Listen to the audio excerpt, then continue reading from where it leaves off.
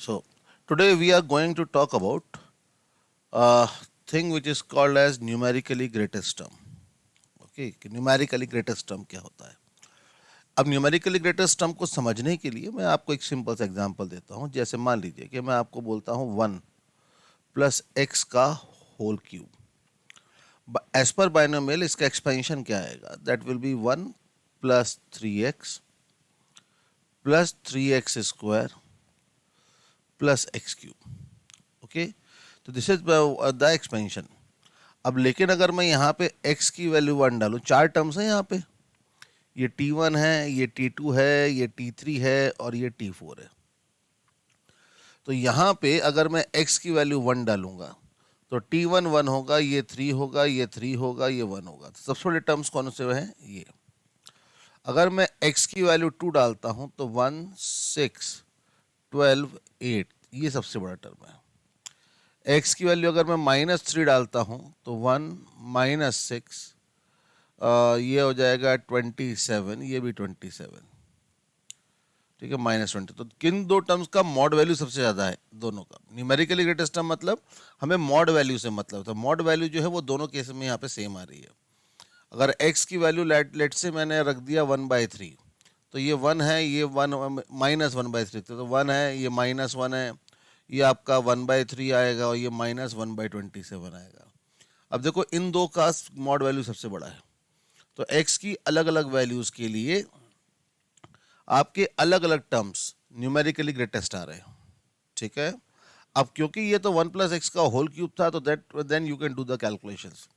लेकिन मान लीजिए अगर इसी तरह से बोलूं कि मैं x की पावर जो थी that was something around 50, index अगर 50 हो जाए, 100 हो जाए, तो उसमें थोड़ी कर पाएंगे, उसको कैसे पहचानेंगे? तो for that sake we are designing a concept of numerically greatest term. देखिए न्यूमेरिकली ग्रेटेस्ट टर्म का मतलब क्या है कि मान लीजिए अगर आपके पास ये एक्सपेंशन दे रखा है x + a⁴n, इसके एक्सपेंशन में न्यूमेरिकली ग्रेटेस्ट टर्म कौन सा होगा? तो ये जानने के लिए हम लोग क्या ट्राई करते हैं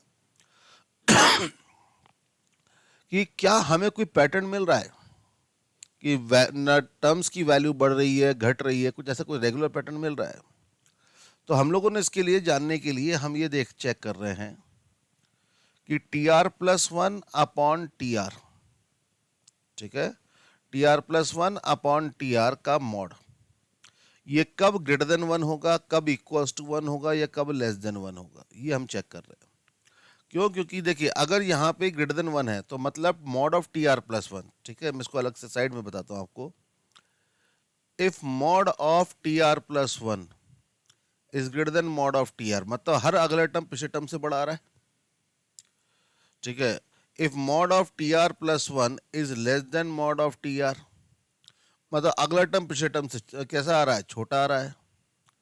और mod of tr+1 equals to mod of tr, तो इसका मतलब दोनों टर्म्स क्या हैं? इक्वल हैं।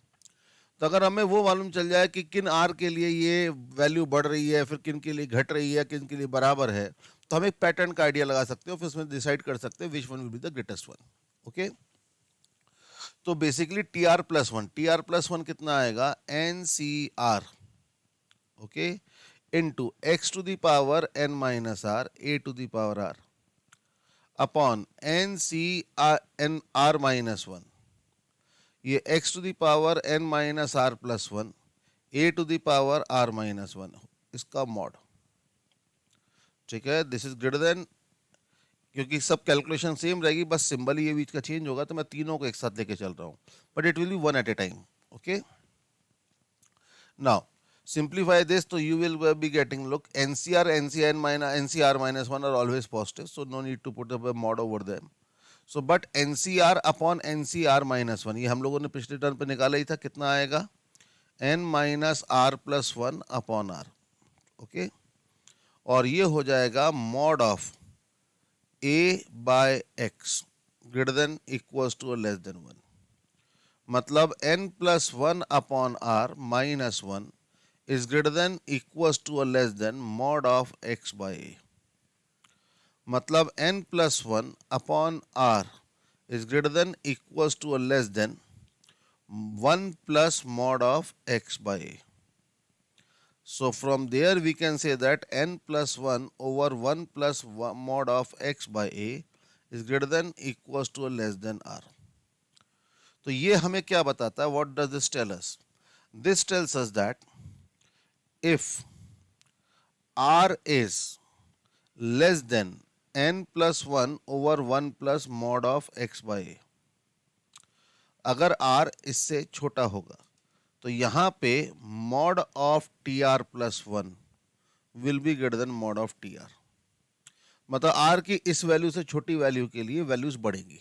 ठीक है.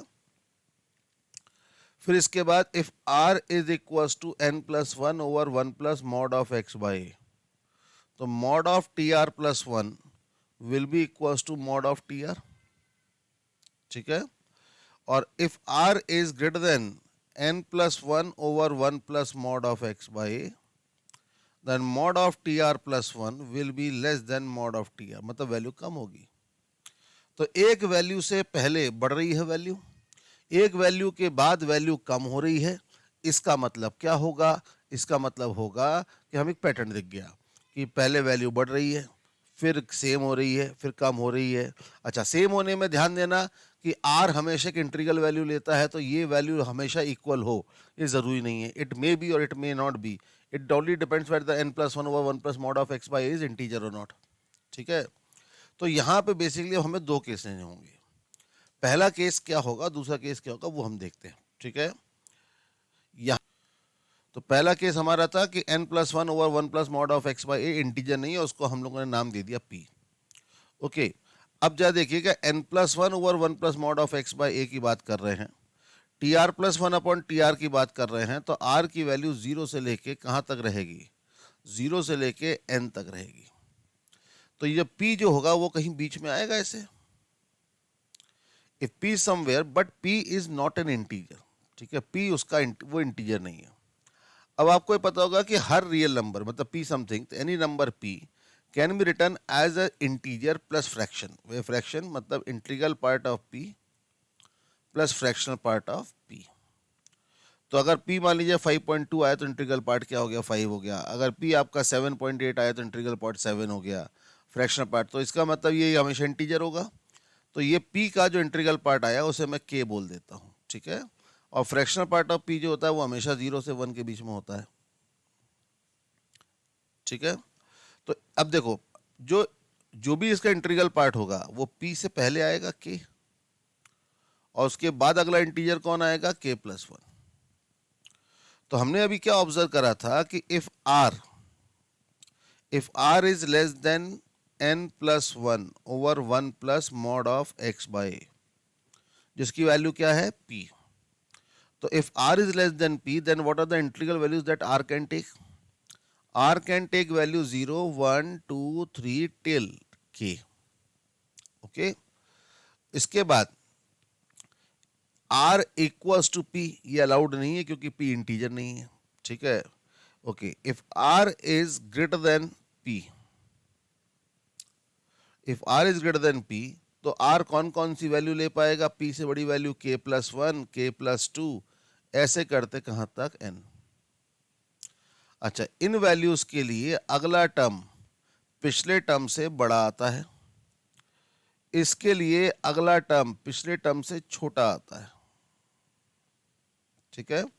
तो जो वैल्यूज हमें अलाउड है उनके लिए अगर हम देखें 0 रखेंगे तो बताओ क्या मिलेगा? आर की वैल्यू इनफैक्ट 1 से स्टार्ट होगी, 0 भी नहीं 1 से होगी. ठीक है.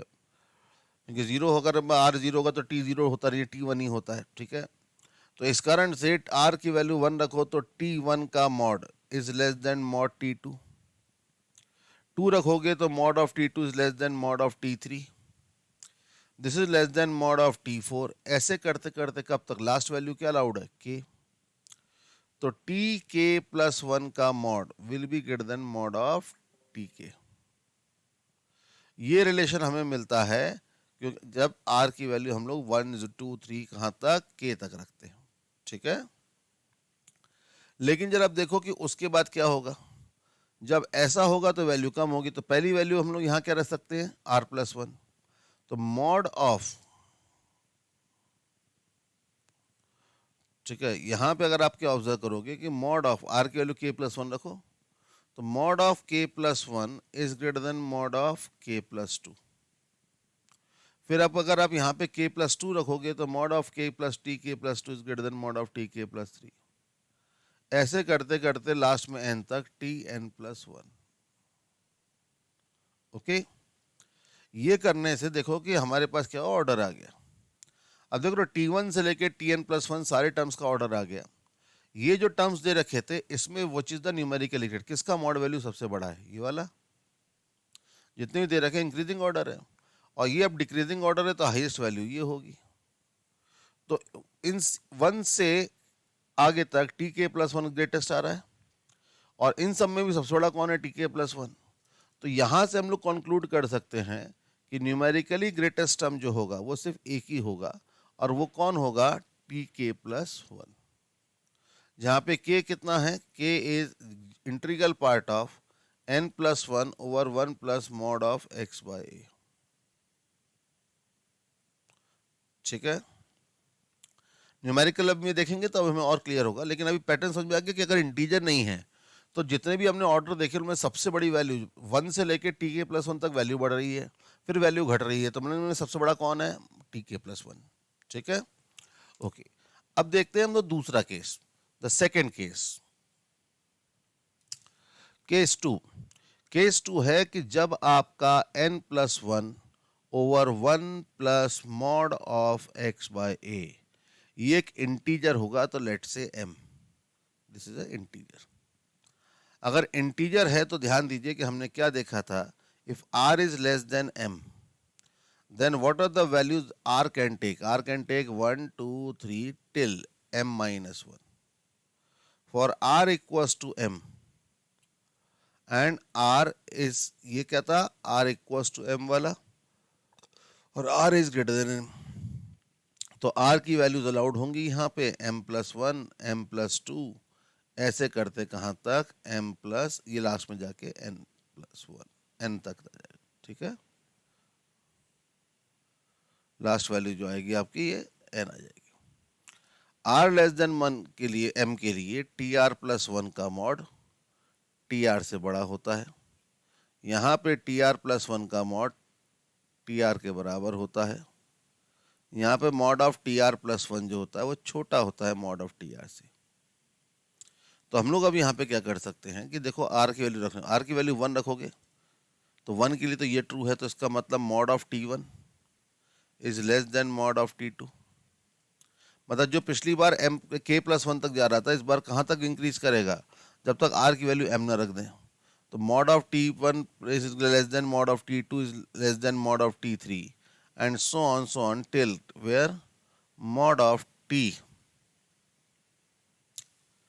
लास्ट वैल्यू रख सकते हैं M minus one, M minus one रखो तो टी एम यहाँ तक आएगा। अच्छा, दूसरे में रखोगे तो m, तो ये आ जाएगा T M is equal to mod of T M plus one. Third वाले केस में क्या होगा, in the third case, sorry second case में आप देखो कि आपको क्या मिल रहा है कि टी एम का मॉड जो है that is equal to mod of T M plus one. और जो थर्ड वाला केस है, अब आर एम से बड़ा है तो आर की जगह जगह क्या रखो, सबसे पहले एम प्लस वन, तो टी एम प्लस वन का mod is greater than mod of T M plus two, मतलब पिछला टर्म अगले टर्म से बड़ा आ रहा है।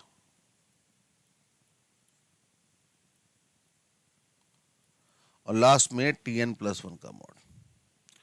तब जो देखो वन से लेके एम तक इंक्रीज कर रहा है, इसमें सबसे बड़ा, इनमें सबसे बड़ा कौन है, इनमें सबसे बड़ा ये है, इनमें सबसे बड़ा कौन है, ये।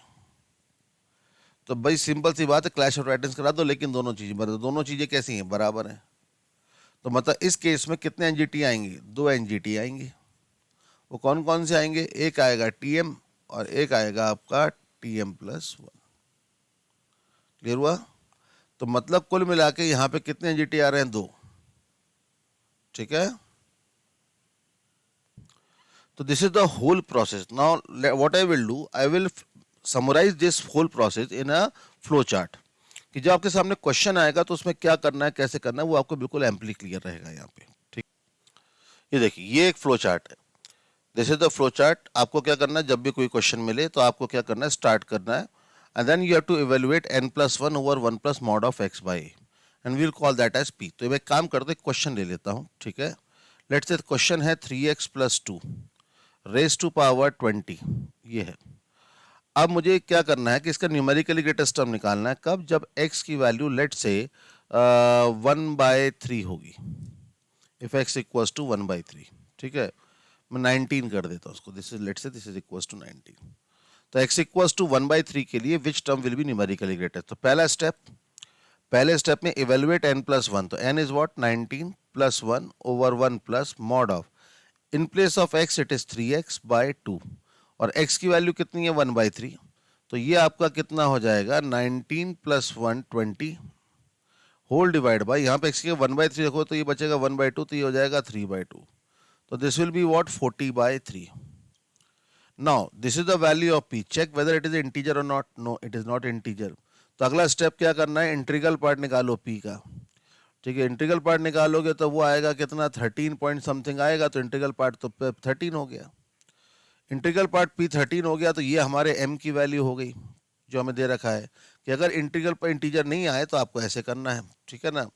अब देखो यहाँ पे जब m आ गया तो एक ही एनजीटी आएगा और वो कौन सा होगा, Tm+1 होगा, ठीक है। That will B Tm+1।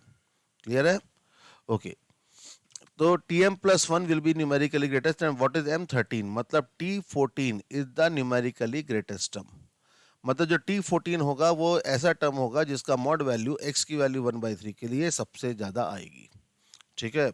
अब इसी क्वेश्चन में वेरिएशन कर देता हूं कि लेट से एग्जांपल था 3x + 2 रेज टू पावर 20, ठीक है। फॉर 3x + 2 की पावर 19 ही रखते हैं। For x is equals to 1, x equals to 1 के लिए कौन होगा, तो देखो इसका n+1, 19 + 1 over 1 plus mod of x की जगह 3 इंटू 1/2, तो दैट विल गिव यू 20/5/2, तो that will give you what, 8। अब ये इंटीजर है तो दो एनजीटी आएंगे। वो कौन कौन से आएंगे, एक आएगा T8 और एक आएगा T9। T8 और T9 का मॉडुलस वैल्यू जो आएगा सबसे ज्यादा आएगा, this will be the NGT. Okay. Question था कि 2x + 5 फिर में x इक्वल्स टू 1 के लिए न्यूमेरिकली ग्रेटेस्ट टर्म कौन सा होगा। Step 1, n+1 20 + 1 over 1 plus mod of 2 into x की वैल्यू 1 डिवाइड बाई 5, ठीक है। This will be equals to 21 upon, LCM लोगे तो ये 7/5, तो that will give you what, 15। तो 15 आएगा तो देखो अब हो क्या जाएगा कि ये इंटीजर आ गया तो दो एनजीटी होंगे, और दो एनजीटी कौन से होंगे, T15 और T16।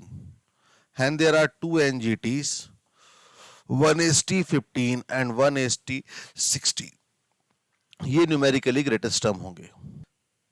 तो question is 1 + x to the power 2n, the middle term of is NGT as well, the middle term of the expansion is the numerically greatest term। what will be the middle term? Middle term as the number of terms are even, हमने पिछली बार बात की थी, middle term कितना आ जाएगा, Tn+1। Now this is the numerically greatest term. ये हमें बोला गया कि ये एनजीटी है, लेकिन हमसे ये नहीं बोला गया कि this is the only NGT, whatever be the NGT, but this is also an NGT. Then you have to find the value of X. Now you can do this in 2 ways, ठीक है। सबसे पहला तरीका तो देखो कैसे होगा कि जो भी एनजीटी होगा, आपने देखा ना ऑब्जर्वेशन, दोनों केसेस के अगर ऑब्जर्वेशन देखे हो आपने, कि जो न्यूमेरिकली ग्रेटेस्ट टर्म था वो इकलौता एक ऐसा टर्म था जो अपने पिछले और अपने अगले दोनों टर्म से क्या था, बड़ा था, है ना।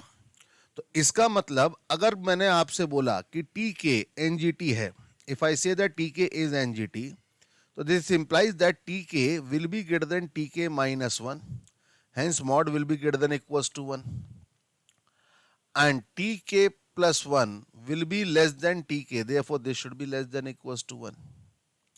तो ये दोनों चीजें एक साथ जो होंगी वो सिर्फ किसके लिए होंगी, न्यूमेरिकली ग्रेटेस्ट टर्म की होंगी। If tk is ngT then this has to be true।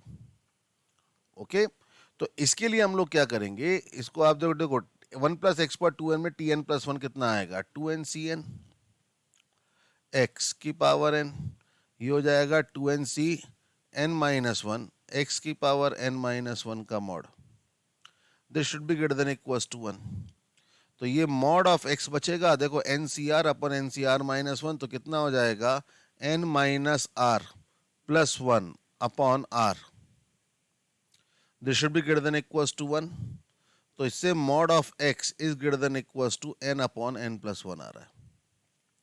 लेकिन ये तो सिर्फ एक ही साइड की स्टोरी है, ठीक है, कि अगला टर्म पिछले टर्म से बड़ा है, लेकिन ये अगला टर्म पिछले टर्म से छोटा भी होना चाहिए। तो इस कारण से 2nc n plus one upon 2nc n, और ये x की power n plus one upon x की पावर n का मॉड, ये आपका लेस देन इक्वल्स टू 1 आना चाहिए, ठीक है। तो ये आपका बनेगा कितना n माइनस आर, तो n 2n minus n upon n upon कितना हो जाएगा n प्लस वन, ठीक है। ये हो जाएगा mod of x less than equals to 1, मतलब mod of x should be less than equals to n plus one upon n। दोनों चीजें एक साथ होनी चाहिए, तो मतलब mod of x should be greater than equals to n upon n plus one to n plus one upon n। तो अगर मॉड ऑफ x की वैल्यू इसके बीच में लाई करेगी, तो मतलब सिर्फ एक वैल्यू नहीं है। अब देखिए सिंपल सी चीज है कि मान लीजिए मैंने बोला आपसे 10th टर्म एनजीटी है, तो आपका n plus one over one plus mod of x by A जो था, ठीक है, वो क्या हो सकता है, वो 10 भी हो सकता था, वो 9 भी हो सकता था, वो आपका 9.2 भी हो सकता था, ठीक है, 9.4 भी हो सकता था, 9.5 भी हो सकता था। तो इस तरह से ऐसे कई सारे x होंगे, या बेसिकली बोले तो एक रेंज ऑफ x होगी जिसके लिए कोई टर्म न्यूमेरिकली ग्रेटेस्ट आएगा। इस केस में क्वेश्चन ये आ गया। या फिर आप यहां पे दूसरा तरीका भी अप्लाई कर सकते थे। दूसरा तरीका क्या है, मेथड 2। देखिए टी एन प्लस वन को अगर एनजीटी होना है, ठीक है, अगर T N plus one NGT है, तो आपका जो N plus one over one plus mod of X by, मतलब N plus one over one plus mod of one upon mod X, ठीक है, इसकी क्या वैल्यू आनी चाहिए। इसकी वैल्यू अगर n आएगी तो भी T N plus one N G T होगा, इसकी वैल्यू n प्लस वन आएगी तो भी T N plus one N G T होगा, और इसकी वैल्यू n पॉइंट समथिंग आएगी तो भी एन जी टी होगा। तो इस कारण से इसकी जो वैल्यू आनी चाहिए, this should lie between n plus one to n, ठीक है। तो देखो अब मैं इसको अगर सॉल्व करूं तो देखो क्या हो जाएगा, 2n plus one over n plus one is less than equals to 1 upon one plus mod X. तो 1 upon mod X should be greater than equals to, minus one करोगे तो n upon n plus one, मतलब mod of X should be less than equals to n plus one upon n। ये भी इस side वाला solve करा, अब इस साइड वाला सॉल्व करें। इस साइड वाला सॉल्व करेंगे तो देखो क्या हो जाएगा, 1 plus one by mod X, this should be less than equals to 2n plus one upon n। तो 1 upon mod X should be less than equals to n plus one upon n। तो cross multiply, तो mod X should be greater than equals to n plus one upon n। दोनों को मिला दो तो mod X should be less than equals to n plus one upon n and but greater than equals to n upon n plus one. ये result आता है किसका, mod x का। इसमें मैंने आपको बता दिया, ये पूरा n के टर्म्स में था, ठीक है। अब इसी तरह का एक क्वेश्चन हम और लेते हैं जिसमें लेट से क्या करेंगे, हम न्यूमेरिकली बात करेंगे, ठीक है। न्यूमेरिकली बात करते कैसे, जैसे अगर मैं आपसे बोलता हूं कि 3x plus two raise to power 15, इस टर्म का सेवेंथ टर्म एनजीटी है, फाइंड x। अब सेवेंथ टर्म एनजीटी कब होगा, जब n plus one 15 plus one over one plus mod of 3x by two जो होगा, ठीक है, इसकी वैल्यू कहां से कहां तक आनी चाहिए, this should lie between 7 to 8। 7 होगा तो 7 और 8 एनजीटी होगा, 8 होगा तो 8 और 9 एनजीटी होगा, और 7 पॉइंट समथिंग होगा तो हमेशा 8 एनजीटी होगा, ठीक है। तो इसका मतलब 16 upon one plus mod of 3x by two should be less than equals to 8 and greater than equals to 7। बस आपको इसको सॉल्व करना है, यहाँ से सॉल्व करोगे तो आपको क्या आ जाएगा, मॉड एक्स आ जाएगा।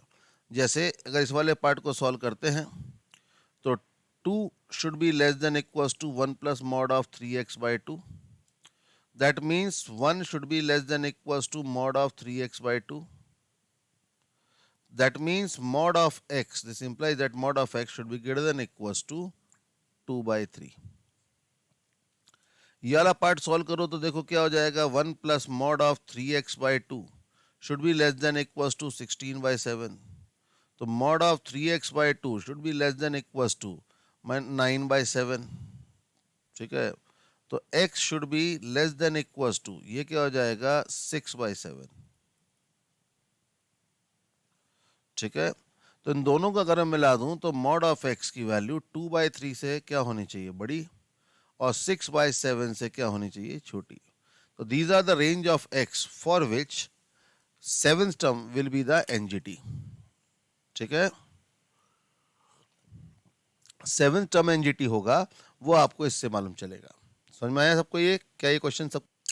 Just like in any expansion x plus a to the power n, आपके कई सारे बाइनोमियल कोफिशिएंट आते हैं. NC0 आता है, NC1 आता है, NC2 आता है, टिल NCn आता है.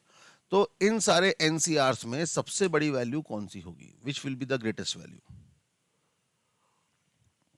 अब ये क्वेश्चन कैसे करें यार? अब देखो सिंपल सी बात सोचो कि अगर मैं एक एक्सपेंशन लेता हूं 1 प्लस, ऑल्दो मैं इसका अलग से जैसे पहले करा वैसे अलजेब्रिक प्रूफ फिर दिखा सकता हूं, लेकिन टाइम ज्यादा लगेगा और मतलब नहीं है. तो अब देखो जरा 1 प्लस एक्स की पावर n, इसका एक्सपेंशन जरा देखो. इसका expansion 1 plus n C one x plus n C two x square n C three into x cube, ऐसे करते करते कहां तक, एन सी एन एक्स की पावर n, ये हो जाएगा.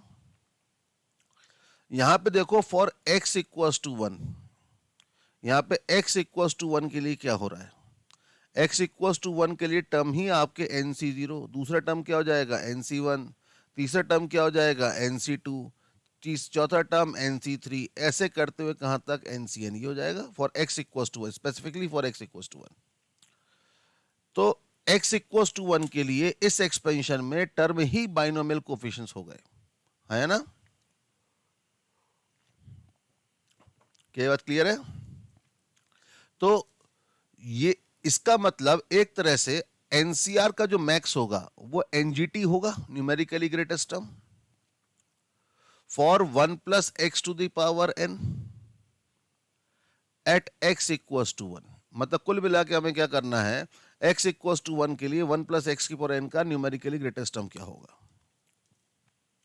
तो देखो क्या हो जाएगा, n plus 1 over 1 plus mod of 1 plus mod of 1 by x, x की जगह 1 दिया है तो कितना हो गया, n plus 1 by 2. No n plus 1 by 2 even है या ऑड, ये मतलब ये आपका इंटीजर है या नहीं. तो अगर n क्या होगा, n अगर ऑड होगा तो ऑड प्लस 1 इवन, तो डिवाइड बाई 2, तो आंसर इंटीजर आ जाएगा. ठीक है, n को मैं बोल देता हूं 2k प्लस 1. ठीक है, अगर या फिर दूसरा केस हो सकता है n इवन हो, तो n इवन हो तो n को मैं बोल देता हूं 2k. तो 2k प्लस 1 में जरा देखो, k प्लस 1 बाई 2 आ जाएगा.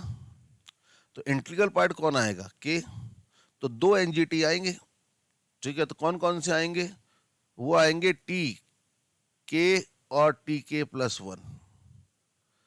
अब देखो जब दो एनजीटी आएंगे टी के और टी के प्लस 1, क्योंकि इसका इंटीग्रल पार्ट कितना आ रहा है, k आ रहा है. ठीक है ना, तो टी के प्लस 1 अगर हम निकालोगे तो यहाँ पे एक टी के और टी के प्लस, लेकिन के कितना था, यहां से देखो के कितना आएगा, के है n माइनस 1 बाई 2, तो ये बनेगा टी एन माइनस 1 बाय 2, और ये वाला बनेगा टी ऑफ प्लस 1 करोगे तो T of n plus 1 by 2 plus 1. ठीक है, जैसे T N plus 1 by 2 plus 1. तो इसे अगर सिंप्लीफाई करोगे तो आपके सॉल्यूशन, आपके जो एक्सपेंशन आएंगे, n C n T N plus 1 by 2 equals to n C n minus 1 by 2. Okay, n C n minus 1 by 2, और एक्स की वैल्यू 1 है तो यही बनेगा 1 to the power n minus 1 by 2. ये जो निकलेगा वो n C n plus 1 by 2, 1 की पावर n प्लस 1 बाई 2. ठीक है, तो ये आपका आ जाएगा n C n minus 1 by 2, और ये आ जाएगा n C n plus 1 by 2. तो आपकी ये दो ग्रेटेस्ट वैल्यू होंगी एनसीआर की, अगर एन कैसा है ऑड। लेकिन अगर एन इवन है तो क्या हो जाएगा, अगर एन इवन है तो 2k+1/2, सॉरी यहाँ पे हम लोग थोड़ा सा मिस कर गए। तो अगर k n की वैल्यू ऑड होगी, n को अगर 2k+1 लिया तो k की value n-1/2।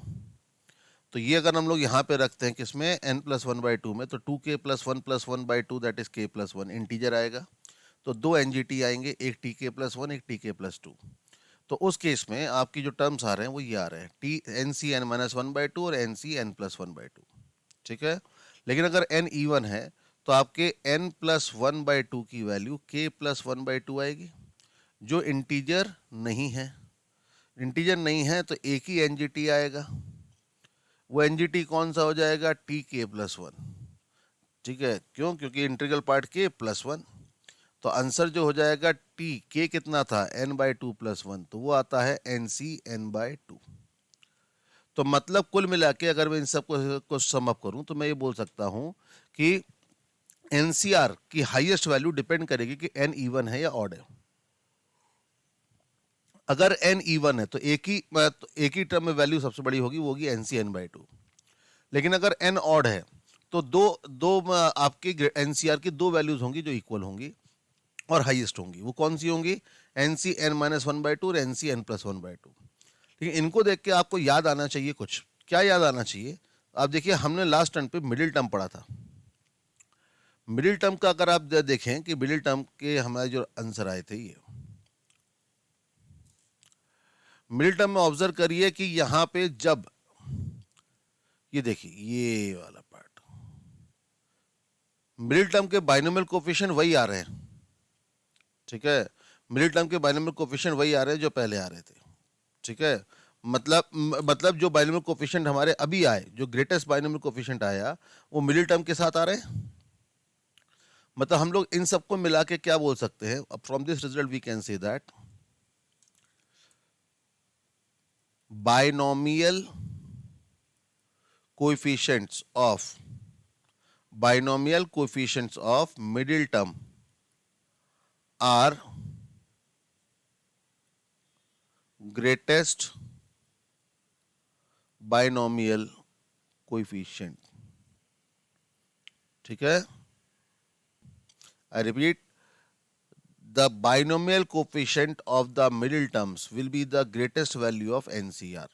For example, if I say what is the greatest value of 20 CR, so 20 CR will be greatest if R is what, 10. Okay.